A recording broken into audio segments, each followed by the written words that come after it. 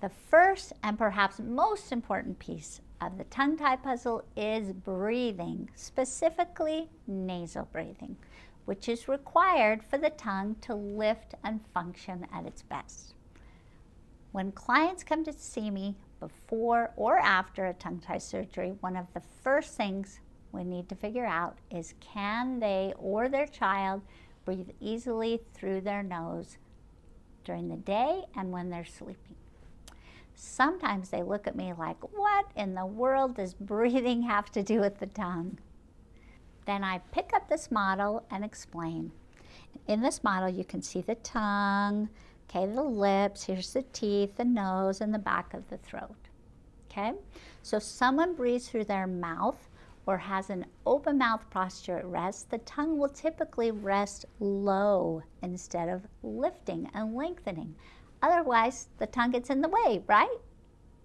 Well, a tongue that rests low instead of up on the roof where it would lift and lengthen and strengthen is more likely to be tight or tied, which means they or their child are not nasal breathing the majority of the time. Then their tongue is probably low, and their wound or scar from surgery can potentially heal tighter than before. Yikes! Nobody wants that. So nasal breathing is required for the tongue to rest up. But unfortunately, not many patients, parents, or even some professionals understand this key piece to the tongue tie puzzle. There's also a congestion connection, and research suggesting the tongue doesn't even function as well when the nose is congested. Who would have guessed that decreasing congestion in the nose could improve function of the tongue? And yet it makes sense. If your nose is congested, you likely want to breathe through your mouth, and you don't want your tongue getting in the way.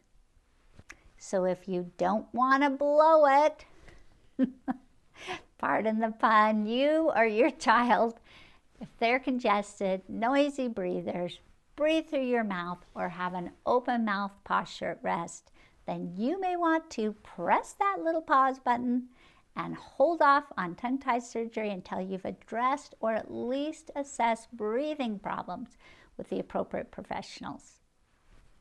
Of course, every situation is different, and that is why you need a team of talented tongue wrangler professionals to help you get the best results.